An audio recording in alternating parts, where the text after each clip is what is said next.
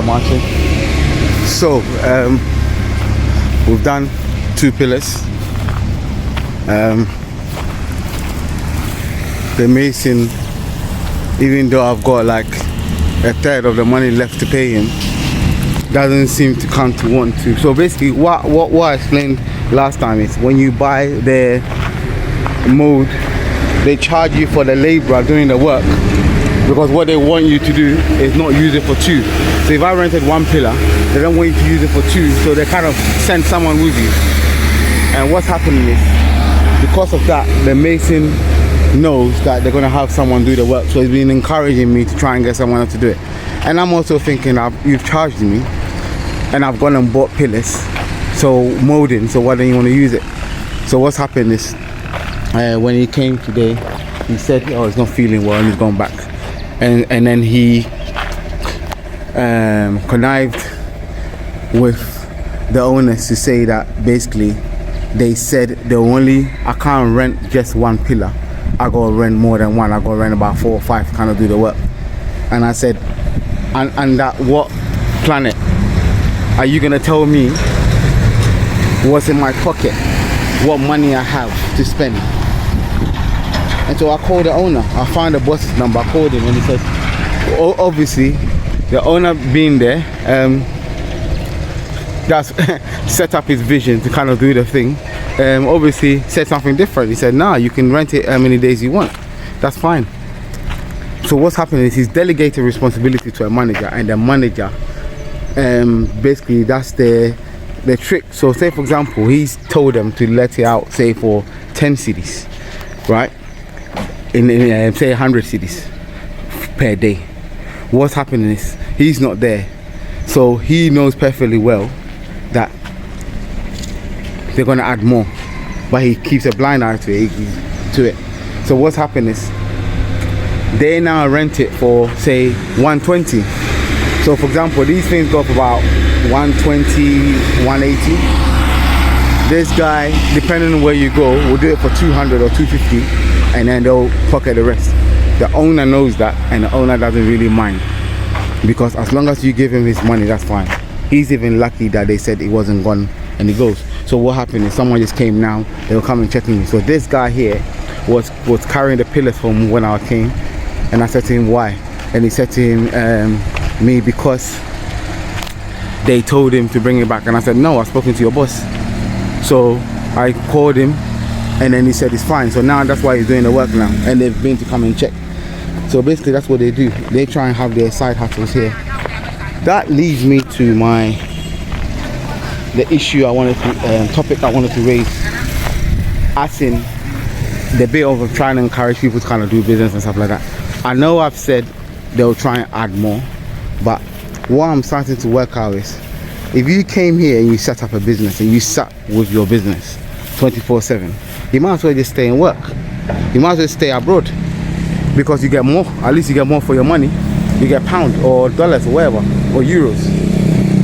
But if you're gonna come down, then you have to kind of get to a point where you have to have a bit of passive income. When I say passive income, I say you do the investment, you hire the people, eventually there are people that wouldn't take your money. But it's very, very difficult. It takes a few goes. It takes about 5 or 6 goes until you find someone that's relatively okay. That's it. And also, don't kind of over investigate.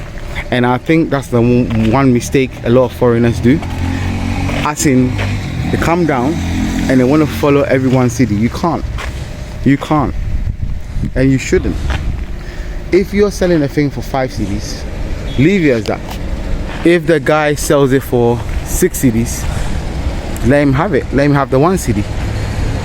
All you need to do is put systems in place and try and tell them that, look, we're trying to be competitive here, right? We're trying to be competitive. So if you quote me 6 cities instead of everything being 5 cities, then what's going to happen? The customer is going to go somewhere else, and this what happens. You know, I find it, the longevity of everyone that's got, you know, loads of businesses here, they're here as well. So you pass through once in a while, just like they've done with me with a pillar. They've come in, they've checked, oh yeah, this thing's all drying up now, excellent. We can take it off. I'm going to leave it for a few weeks. Yeah, they've come in just to come and check on us to see whether the guys is following what he said, i.e. not doing more than one pillar as the one pillar that you rented it for, because it could dry. It's hot enough for it to dry for them to do a second pillar. So that's what they come to check. So basically what I'm trying to say is you need to get to a point where a bit of trust element has to come in. And it's going to be very, very difficult. That's why you start small.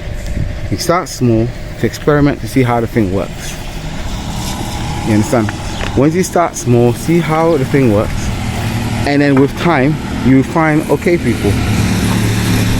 You will find okay people. So that's what's happening now.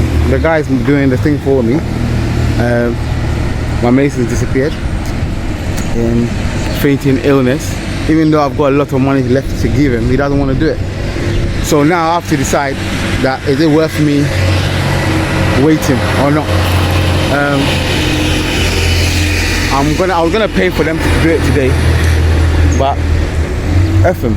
What I'm gonna do is I'm gonna do one, and I've got a spare one too, and then I'm gonna ask my friend here whether he's willing to kind of not use their equipment, use my equipment, and on his day off do mine for me. I think that's what I'm going to do anyway. And then I had another job I was going to give to the mason. That's not happening. That's not happening now. I'll get him to continue this, but I now know that the cost that he's giving me, no matter how stringent I am, I have to dig in more when we're negotiating. You have to dig in more, take a couple thousand off, because he's finished his work time ago and there's still a few thousand left, and he doesn't even want to take a couple hundred of that to do the rest of the work. But that's fine. I'm gonna do this 2 job, and then that's it. I'm gonna get this guy to try and see if he can help me do the rest. I'll give the guy the money, and then I'll think what to do. But yeah, on Saturday I went to around the corner, and there's a business that started, and the guy's like, a lot of trucks, full-blown trucks, right? 4. Look at that. I'm telling you, the trucking business is not a bad idea, you know. If anyone's willing to give me a trucking business, that's fine. I'll stay here. I'll do the hard work, and then we can make sure that we split some of the profits, and then with that I can monitor it. That's what I'm going to do. But yeah, no, I saw the guy, he's done it. What he's done is he's actually not put the concrete on top. He just put slates. He just put roofing sheets on there. So he's opening his business. He sells everything. It's almost the same size as this. He sells everything from any hardware you can think of. One-stop shop in the middle of town. And he said to me, yeah, that's what he's done. He's covered it with roofing sheets, him and his brother. And then he said what happens is when he's ready, they'll kind of take the sheets off and then carry on. And I thought that makes sense. That money that you're going to use for the flow, because this flow is going to cost around, I think, 10,000 Ghana cedis. I think that's what it's going to cost. So if you think about it, that money you could use for to start the business. Now the other side of it would be that basically the cost of it might have gone up after, so that's the downside of it. If I save money, maybe the cost of it, so basically it's what I'm hedging against is making enough money or using the proceeds of the business to do the work. That's the two sides that I need to consider.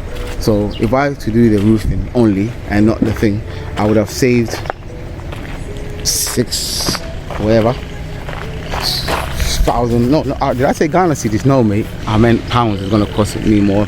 So basically I could save half of it, use it for goods in there, and off the profit, use the profit for number one, I get to experiment to see how a real shop works. Secondly, I get to save on costs. As I said, the downside is, number one, you need to the downside is the cost of the iron rods and sheets might have gone up, and it depends on whether it would have worth saving on the money. So that's a pros and cons of it anyway, to consider. And also, again, remember, eventually it's better to kind of try and get people to have systems in place. If you can have a system in place, say you're sitting there and you're thinking, okay, you know what, I can think of a great system where, for example, when they buy the goods, they'll pay by Momo only, for example. So therefore I can follow the trail, or you know, there'll be someone watching someone, or someone collecting the money only. Something that it be innovative. Once you think of that system, or copy other system that works. And so therefore, if you do that, that means that you get to have systems in place where you're not really there all the time, but then you're making money. Because don't forget, every one of us working 9 to 5, that's what the boss has done, isn't it? He can't be there all the time. So what he's done is, or she's done is, she's made sure that you're working for them. So basically he's bought your 24 hours to add to this. So now they've got two people, he's got two people working for him. So if she decides that, you know, I can't be in today, then that means they got you know, used to working. And that's where we need to get to. We need to get to that point where a bit of trust has to come in. So that little 1 city, 2 cities they're gonna take, I think we shouldn't let that cloud our judgment. We shouldn't make that thing that, oh, the place you can't come to there because there's not a lot of people that speak the truth and everything, because they're taking 1 or 2 cities, but you might gain 10 cities. You know, if it's 12 cities and they've taken 2 and you've managed to get some, in a way, you know, it's not good that they've taken it, but you know, it's still worth it. That's what I'm trying to say. It's still worth that than to kind of say because of that I'll wait till I'm like 90 first before you calm down and stuff like that, and then you definitely wouldn't know what the hell goes on. Then you're definitely gone. So that's what I wanted to mention. But yeah, the pillar work is going ahead, the molding bit by bit. We'll see where we get to now.